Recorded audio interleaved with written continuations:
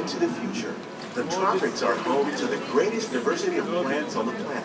Many of these, like papaya, bananas, cacao, coffee and tree. rice, are well known around the world. Others, like the jackfruit, fluted pumpkins, and dragon fruit growing here, represent the vast number of lesser-known tropical plants. As we learn more about these crops, we discover that many are rich in vitamins and minerals, while others are well adapted to growing in less than ideal conditions. For instance, the fluted pumpkin thrives in the poorest soil conditions of Africa. With its edible seeds and leaves, the pumpkin could become an important staple for areas where other crops don't grow easily. The unique-looking dragon fruit is actually a member of the Mickey's cactus favorite. family. The fruits are high in vitamin C. You love pineapple. Antioxidants. Are those the kind that we get in stores though? Yeah. You just have to go and chop it off right there at the thing. Yep. But you see how that whole plant, part of it makes the fruit, right? Areas of the world. These and many other lesser-known crops may one day small bananas that you get all the time, Dad. growing on What? Small bananas that you more usually than get all the time. 28 million tons This of is bananas tapioca mixed pudding. making it the most popular fruit in the world. And ginger, that's in Chinese food. Inside there is a kind of beans. Over here is cacao, which is cocoa. See, look at those. Mickey. Yeah, this cocoa chocolate is made out of this one. Inside of them is That was cocoa one beans. of my work when I was a student. Up here are the When we fish. mention farming, we don't Look at but fish farming or aquaculture is that an huge innovative sturgeon. way to increase harvests. Wild fish populations can produce a Look at those big ones. Are those catfish? No, those are sturgeon. What are those? They usually grow in a river, so they need water moving at all times. What about these? This is tilapia. It's a whitefish. It's like teased up. What about these? What does it say? It's a bass. B-A-S-S.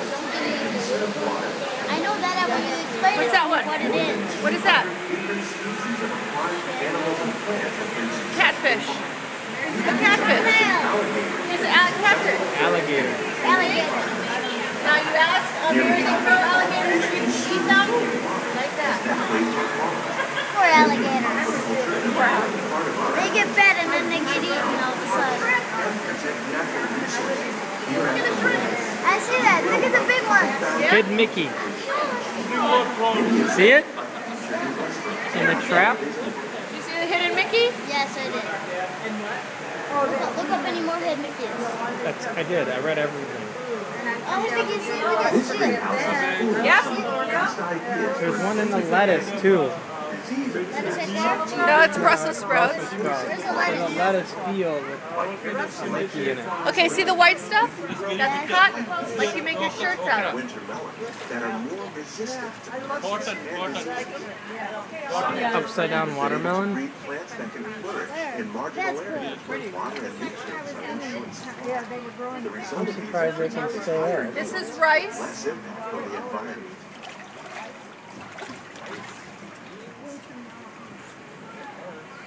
See what they do with the Look pumpkin. at this, Vicky. It's a Get them to 9-pound look like lemon. Mickey. Those are lemons. Oh my goodness.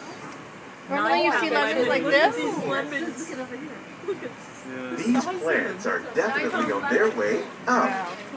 Innovative growing techniques like the ones you see help to increase yields while more efficiently using resources like water, fertilizer, and pesticides. We're growing these nutritious sweet potatoes above ground. Mickey.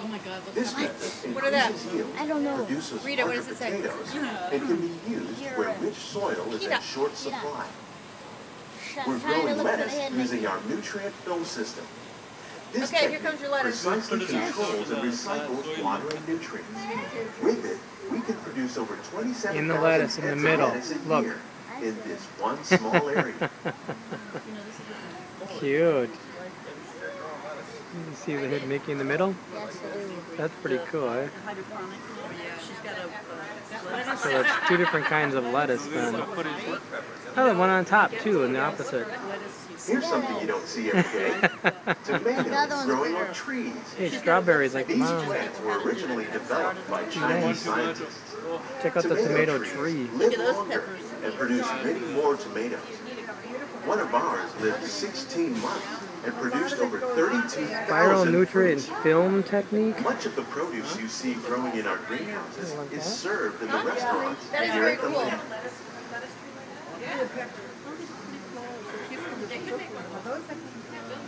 We tried to do something and it got too hot, remember? Yeah. Well, this is controlled. The better off. It would be very cool for cucumbers. That's what Dad used to do on the fence. What is that? Sure, I grew my cucumbers this time and we had What like is a that? check. Chow, parsley. Why is it moving? Why do they have it moving? So they get The different parts future of the sun. agriculture includes some high-flying around. ideas like the ones you see here. The aquaponics system on your left integrates hydroponics with aquaculture. The fish provide a source of natural fertilizer they have for the fish in the plants, middle? and the Listen. plants help keep the water clean for the fish. It's another great way to produce more while using less And then resources. The plants In our lab, keep the water clean Epcot for the scientists fish. are working with the U.S. Department of Agriculture on a number of innovative projects. Time. The goal of these efforts is to produce higher yielding and better quality plants. Why are they shaking them? I don't know. Mickey's mini garden. To settle the soil. Oh, hey, another hidden Mickey right there. In the back, on the white thing. See it? Is there any more? These are for space agriculture, which means that they're going up in space. Yeah. Or came to see they're in space and they see how it affects them. I wonder if they go on mission to space. They just ride the ride.